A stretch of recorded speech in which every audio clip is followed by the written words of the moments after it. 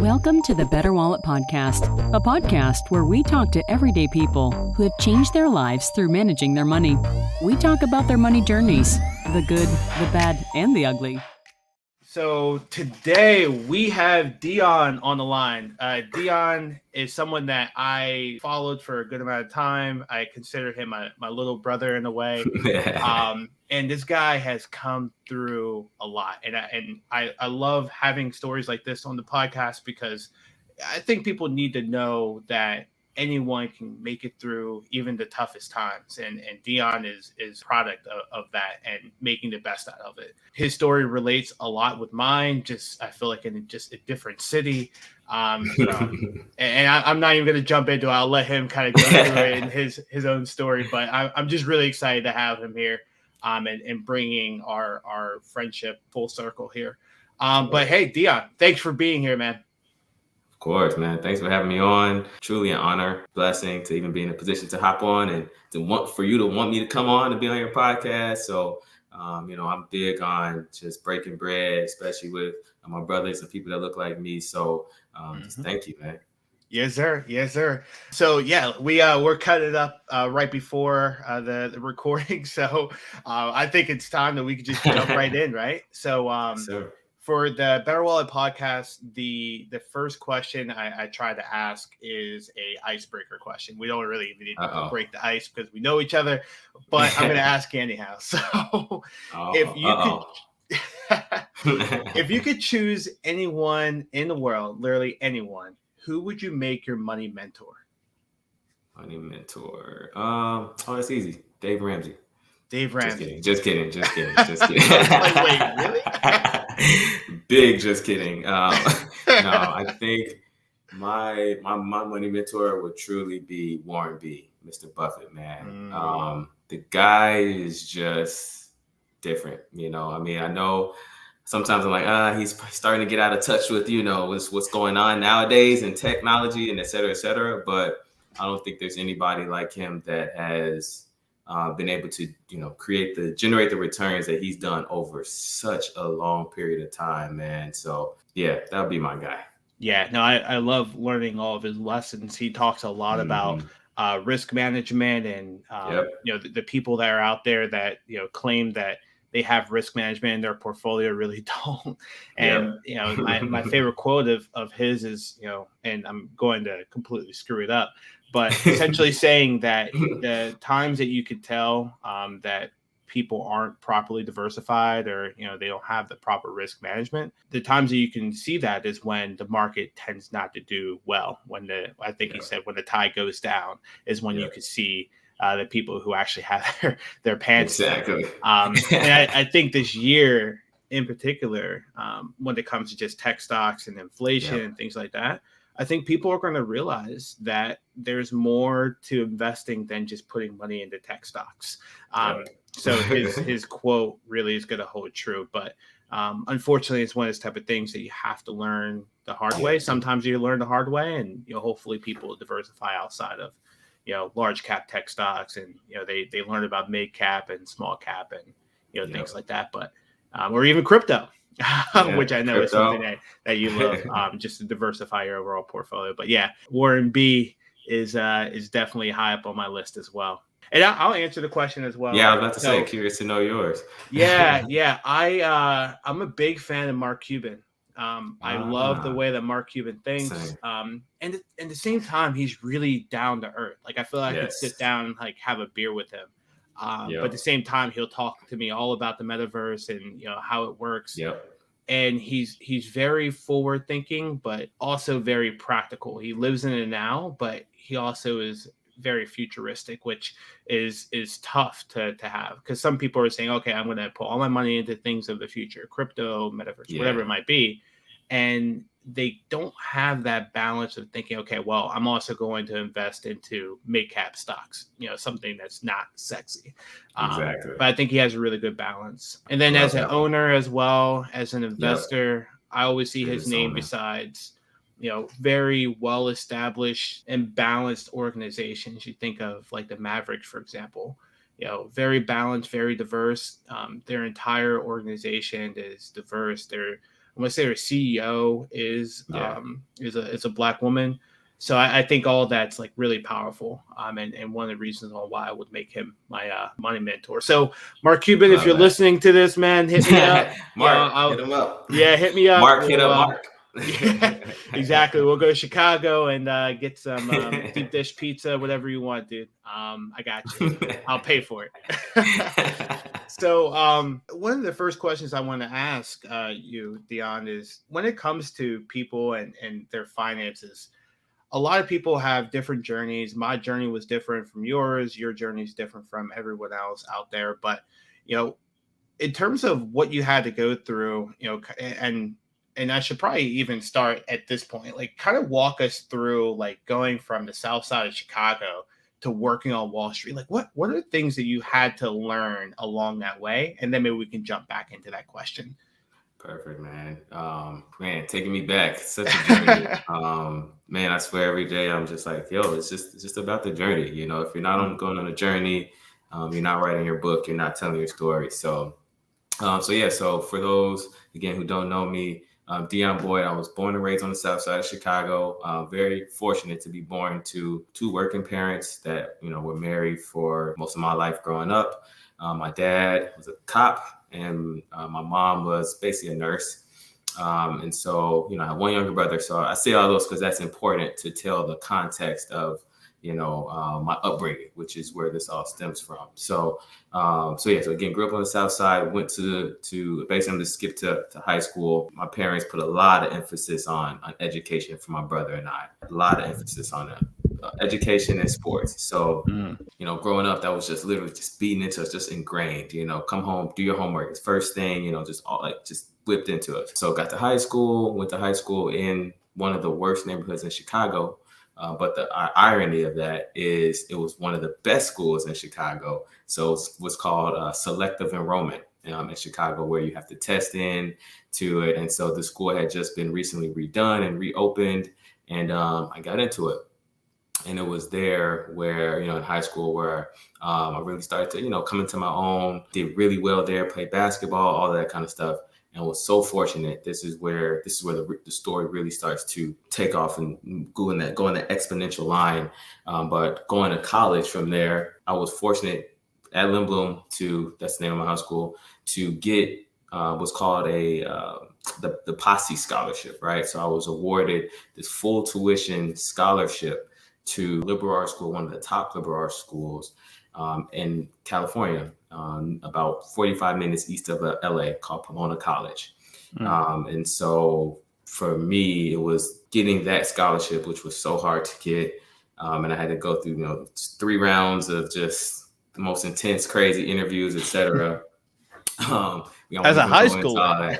As a high schooler. Wow. Oh my gosh. Yeah. Well, I will go into a little bit of that. So the Posse Scholarship, for those who don't know, the Posse Foundation, it's a scholarship basically for inner city youth. And the idea behind it is to take inner city kids and send them to, predominantly white institutions. Not alone, though. The whole key is to send them in groups. So every city, so Chicago, LA, Philly, New York, Miami, et cetera, all the major cities have a Posse office, essentially. And each city's Posse office has different partnership schools. And so for mine, our list was like Madison, Wisconsin, Denison, Middlebury, Pomona. It was like a list of 10. I picked Pomona just because I was like, this school's in California. That seems, nice. But had no idea, really much about the school.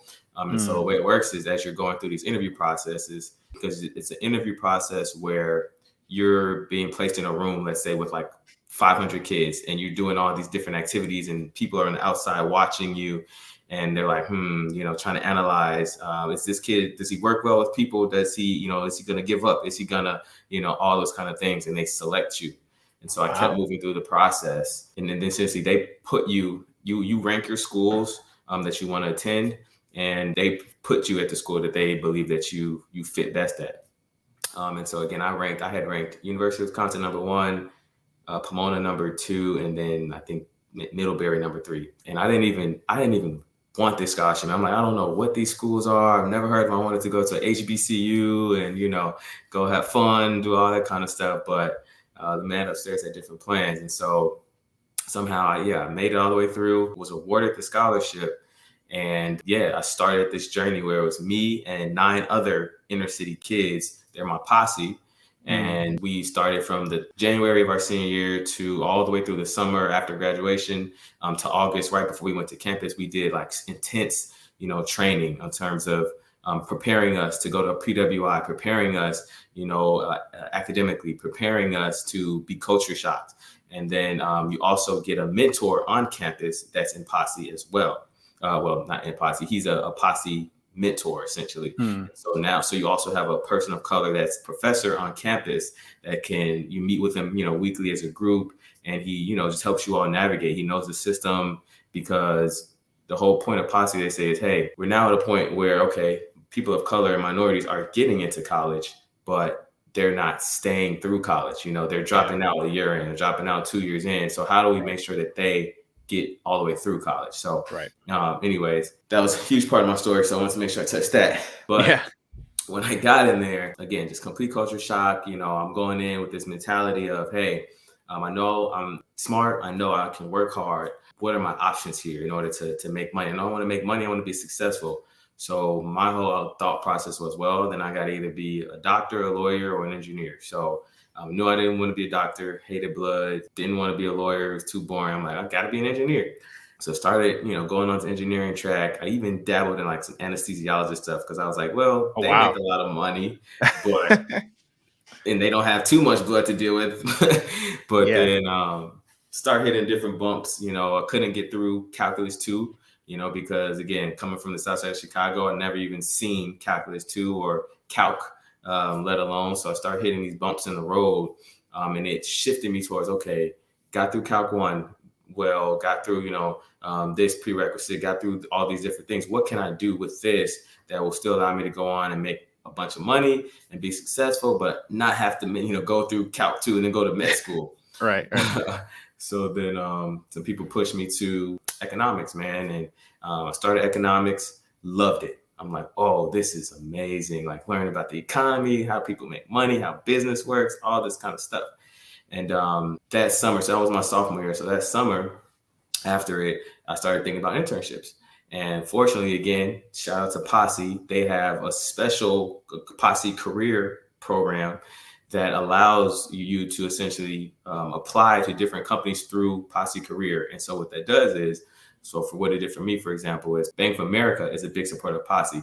And so there were many different internships that they had spots open just for Posse people. And I was able to apply and get my first internship in wealth management through Posse at Bank of America. And that's what started my snowball into the finance world. Mm-hmm. Now, is that Posse program, is it still alive and well now? Oh. I heard of it, but I could have applied to it. If my high school had it, I'm just coming from a smaller town, probably not. But I think that's really impactful. And the opportunity that it gave you, coming from the South Side of Chicago, and open your eyes to not only different universities, but the mentorship. I mean, that's huge. I went through a program called Upward Bound, which I'll kind of save the story, but they essentially bridge the gap between people who are from smaller rural towns and going off to college and dealing with that, culture shock, as you mentioned. And I owe my career and my livelihood to Upward Bound. In fact, I actually had a presentation with them this weekend, and love it. The story and like everything I went through and the support that I received in high school and in college and also in the real world, it brought me to tears, which helped to bring other people to tears. But there's something to be said for programs like that. And, my hope is that they stay around forever to help people like you and I. So you go and you do the internship with Bank of America. How was that? Like, you in an internship and, college is one thing, but once you're in corporate America with people who have probably never worked with people of color before, like how was that in general?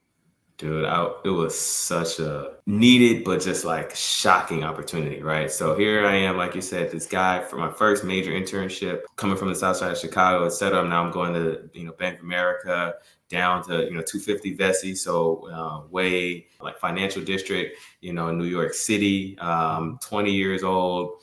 And now I gotta, go in here to wealth management and sit with people who are, well into their careers, obviously white, they have big books, big client books, etc. And I'm just there like, yo, hey, how can I help? And it was in that moment where I, again, everyone was really nice, really helpful. But it was in that moment where I realized like, oh my gosh, I'm educated. Sure, I'm getting educated, but I am lacking like actual technical skills. They would have me, put together PowerPoints and I would do it. I thought it was good. But then, my boss, who's, the director now or whatever, would just be like, hey, you should, change this, or, this is how you actually should do it. I would get to work with others on, doing like a big summer presentation, which was great. So it helped me build my network. But it really showed me like, hey, man, you really got to catch up here. You're lacking some of these like technical skills in terms of like PowerPoint, Excel, et cetera, that we weren't really doing every day in college. So I say this while it was important because it was that manager who would literally just like in a, not in a mean way, but just like literally straight up tear up my PowerPoint, be like, yo, reorganize this way here, like do this so quickly, so sharply, who made me, I asked him, I said, yo, how did you get like this? Like, what was it that made you like this? Like just such a sharp person when it comes to that stuff. And he said, man, I did 10 years in investment banking, man. I did 10 years in investment banking, which is why I came here. I'm tired of that lifestyle. I have 2 kids now. I need something, more calm. And I'm like, oh, investment banking. Well, I don't know what the heck that is, but whatever it is, I want to be like you and be able to just like, have this attention to detail and be able to make a PowerPoint like that, etc. And so after that summer, when I went back to Pomona, I'm like, yo, I gotta, get into whatever this investment banking is. Did my research. I'm like, oh, investment banking. All right, let's do this. So, you start looking at how much you get paid, and you're like, exactly. What? Yeah, I had that same light bulb moment. I'm like, oh, what is this? I'm like, they never told me about this in high school. They never told me about this. I would have been, practicing this. So anyway, I had to catch up. Everyone's like, yo, if you want to get investment banking, they start recruiting early. Like you need to have this skill. You need to know how to analyze a company financially. You need to know accounting. You need to know, have technical skills in terms of PowerPoint, Excel, et cetera. I'm like, crap, I'm behind. So again, I did this thing where I was able to find an organization who was able to help me. It's called SEO. So Sponsors for Educational Opportunity, a credible organization. And they're growing like crazy now too. But what they do is they actually partner with big Wall Street firms, Bank of America, Goldman Sachs, Barclays, JPM, Morgan Stanley. And they do all the hard work for those banks in terms of recruiting. So what they do is they find, again, Black and brown, primarily inner city kids, and they interview them, rigorous interview process. I'm talking about, this was one of the toughest interview processes I've ever had. I thought Posse was hard. This one was scary. I mean, like their intent was to like push you as hard as you can. So they would be, mean, stern. If you got something wrong, they wouldn't tell you, it was wrong. If you got something right, they wouldn't tell you it was right or good job. It was technical. So they're asking, about how do the 3 financial statements link together? Like all these things, right? Like if I want to do this on PowerPoint, what's the shortcut? All these things. So luckily, I had a friend that had just gotten into it and he was able to actually help me get through the interview process. And fortunately, I got in. And so it's again started this whole process of now I'm into a program that's going to develop me. So they literally gave me a coach. They gave me resources. They gave me access to like online courses and things like that. And so my whole junior year up until summer before it was time to get ready to go to Bank of America, where they matched me again. I just somehow ended up at Bank of America. Wow. In corporate banking. I was just getting trained. And then that summer, we did like for every like analyst program or summer analyst program, you go to the banks and they give you like a 2-week, technical training and accounting, crash course. Because of SEO, we went a 2 weeks even before that. and got training from them, and then went to the banks and did training. So their whole goal is like, hey, you guys are black and brown.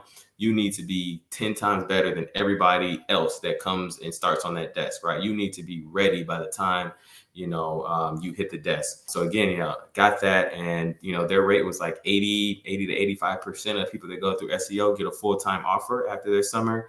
Wow. And I was blessed to get that full-time offer. And so that's what, then pushed me into the next phase of my life, which I'll pause, but I got a full-time offer in the other side of investment banking called corporate banking. And I got an offer for New York, but because I read Robert Kiyosaki's book that year, my junior year, Rich Dad Poor Dad, I made a big decision to get that offer, but then have them move me from the New York office to the Chicago office so that I could stay home and live with my dad and mom for 2 years and save up every dollar that I was making on that huge salary.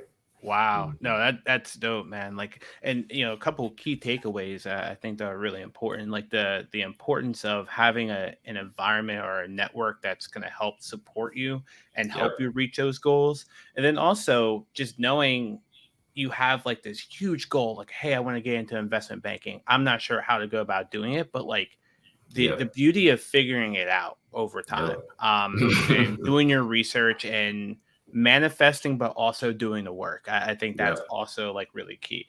I hear a lot of people saying, I wish, I dream of, these words. But I'm like, yeah, like wish, but, do everything you need to do every single day to get yourself closer to that goal. And you went from the Southside Chicago to investment banking, like, it all too well, which is great. I love that story. So, you're working for this Wall Street firm, you're in Chicago, right? You're fresh out of school. And my assumption is that you don't have like any loans, any debt or anything of that nature, right? So you're making this big salary. Oh, really? Okay. Talk to me about that. Yeah. So little extra piece there. So I did mention that I got basically a full tuition scholarship, but I still had to come out of pocket room and board. So I had loans for room and board. My school tuition alone, was 60 grand, 60 grand a year, just tuition. So room and board was another 15 or 20 a year or so. My dad fortunately covered 1 year's worth. So I came out with about 35 to 40 grand of student loans. So not much at all. And so when I started working, man, I was then just now coming into myself as an investor. So I'm like, I'm not paying off student loans. I'm going to invest this money. I'm going to save this money, et cetera, et cetera. I'm trying to buy a building. I'll return greater than, the cost of the debt, all this kind of stuff anyway. So I actually didn't end up paying off my student loans until my third year, after I had saved up probably at that point, 200 grand of cash. I just cleared them out. And then, from that point on, I was, for the most part, debt free. I didn't have any student loans at that point. I think I had sold my car by that point as well.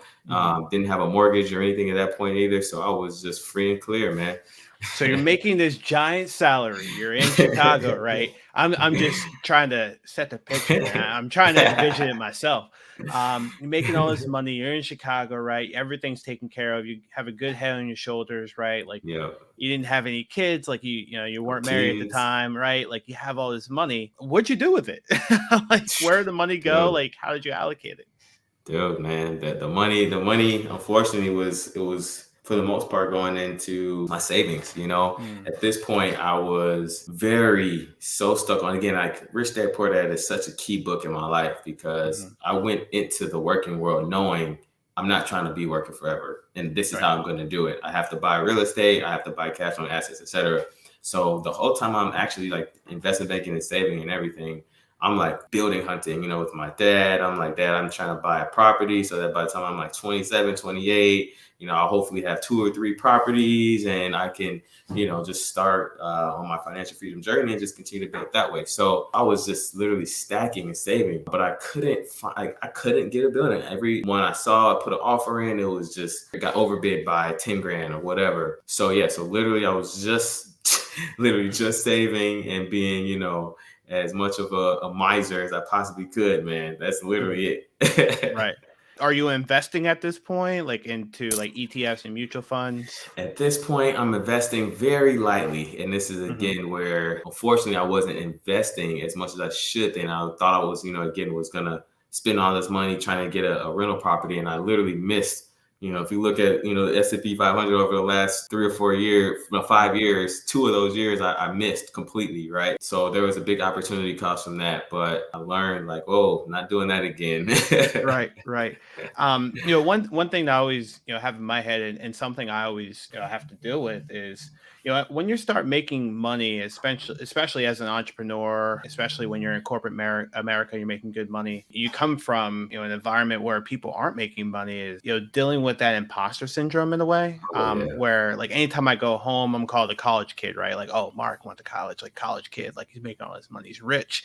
But in your head, you're like, I know people who are 5-10 times richer than me. What are you talking about, right? So like, how do you kind of deal with that? Like anytime that you go, I mean, you're in Chicago now, but like when you go to the Southside, like how do you deal with that with family members? What do you hear from them? I'm kind of curious on your world in terms of just family.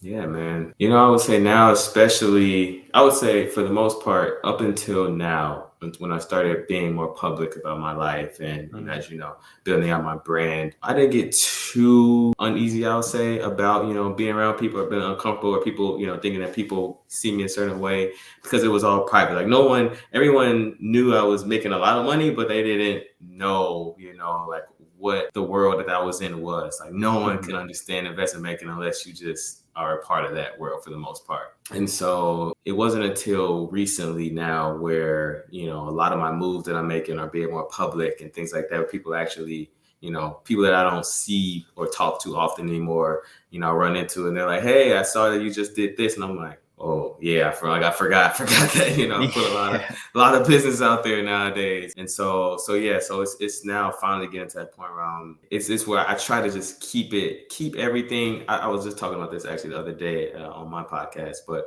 I try to really do my best to not make myself or anything that I do look flashy or unattainable or, irregular. Like I really am just solely here to educate and motivate in the most humble way possible. That is it. That is my only goal, So again, like, I'm doing different businesses, Turo cars. I've got 10 cars. I just bought a Mercedes the other day. I got 2 Mercedes, a Benz. Like I got a bunch of, cars that people would love to flex with, right? But that's my whole point, is those things just made me money. I drive my Toyota, right? so everyone that wants to be flashy, they buy those from me, and I make money off of those. But I drive the Toyota if I even that's the game. That's the game. Drive anywhere, right? Yeah, no, and I think that's what I respect of you the most, is that you're very similar to me, where I drive my 2011 Kia Sportage, 101,000 miles on it, have dents. Yep. And I one of the windows, they probably needs to get fixed, but at the end of the day, like I have the business going. Sure, I can buy another car, like whatever car I really want to, but at the end of the day, I know that as soon as you drive it off the lot, it's going to depreciate, and you dished out money for it. And then the flex culture is that could be a completely different podcast. But I hear you, man. Like I've been pretty private about BetterWallet and talking about the successes of a BetterWallet, as well as just being at Vanguard or PE firm that I was at, the fintech firm that I was at. But what I try to do is, to your point, make sure they know that it's attainable. Like I didn't do anything special. I just applied myself. And I come from the same hood, the same projects, the same basketball court that you came from. You can make it as well. You just have to, number one, find mentors, put yourself in the right environment, and then apply yourself and do the work and dream big. So that's awesome, man. As we kind of wrap up, man, one additional question that I have is, as you are building out your own financial portfolio, I'm kind of curious if you're down to drop like what you're invested in, or at least what your asset allocation is at this point, just for the listeners to hear. Yeah, totally, man. I would say right now, so I don't usually do like a fulsome, like down to this nitty gritty details of like what my asset allocations are, but I would say I'm about 45% stocks, 42% real estate, maybe like 12 to 13% crypto, and then I'm trying to keep a little bit of cash right now, just because things are a little rocky. So trying to keep some cash. And then that's just like what I consider my investments. I didn't consider like, the car rental business or, things like that. But that's probably what it is right now, heavy stocks, real estate, and then trying to capture a decent amount of crypto in there too. That's dope, man. Yeah, I always go to your page to hear about like what the next hot topic is, because I know I need to do a better job, moving outside my comfort zone and thinking about the metaverse and crypto. I only allocate about 5% of my net worth to crypto, but into the future, I could see myself having more of a balance. But we'll see. I'm all about track record. And just make sure I'm not putting in my money into something that I could lose. But it really comes down to your own risk tolerance. And I'm fairly conservative because of my years at Vanguard. Thanks, Jack Bogle, the late great Jack Bogle. But hey, like as we're wrapping up, where can the listeners find you? Where can they hear more about your story online? Yeah, of course, man. But right now, as you know, I just took the leap as you did yourself. Haven't achieved as much success, in my own business yet that you have, but hopefully you don't know that. You don't know that. Hopefully coming. We grind together, we shine together, baby. That's right. That's right. So for now, everyone, please just follow me on my Instagram at DXB Finance. And you'll be able to keep up with me and my story. There's a lot more to my story that we didn't unfortunately have time to cover here. It's a big piece that we're missing. So if you guys want to learn more about that and talk to me, please give me a follow at DXB Finance. And I've got some big things coming too, just like my brother Marc here. Mm-hmm. Yes, sir. So the Personal Finance Club, Jeremy always says, always be producing, always be creating. And that's something I hold myself to, and I know you do as well. But yeah, I mean, this won't be the last time we have Dion on the podcast. There's so many things that we can learn from him, from crypto to the metaverse to stocks, bonds, maybe not bonds, but not bonds. But just investment banking, like motivation, like all types of stuff. So, likely we'll have you on sometime into the near future to hear about all that. But thanks, Dion, for coming on. And thanks for having me. We'll catch you guys a little bit later. Take care, everyone. See you, Marc. Thanks for tuning in to the BetterWallet podcast. Make sure you subscribe to the show wherever you listen to podcasts. And if you found any value, we'd appreciate a rating and review.